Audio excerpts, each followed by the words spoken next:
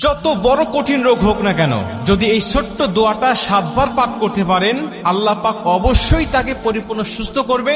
যদি তার হায়াত থাকে, মৃত্যুর সময় যদি না এসে থাকে, তাহলে আল্লাহ অবশ্যই এই দোয়ার বরকতে তাকে সুস্থ করবে।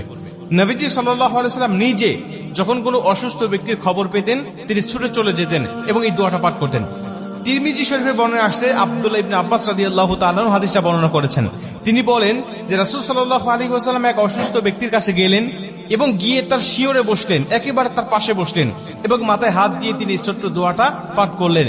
এবং নবীজি আমাদেরকে উদ্দেশ্য করে ডাক দেয়া বলেন, শোনো, এই দোয়াটা যদি কোনো ব্যক্তির কাছে গিয়ে, যদি কোনো মুমূর্ষু ব্যক্তির কাছে গিয়ে, যদি কোনো অসুস্থ ব্যক্তির কাছে গিয়ে এই দোয়াটা তোমরা পাঠ করতে পারো, আর আল্লাহ যদি ওই সময় তার মৃত্যু না লিখে থাকে, তাহলে অবশ্যই আল্লাহ পাক এই দোয়ার বরকতে তাকে সুস্থ করবে, তাকে শেফায়ে আজেলা কামেলা দান করবে।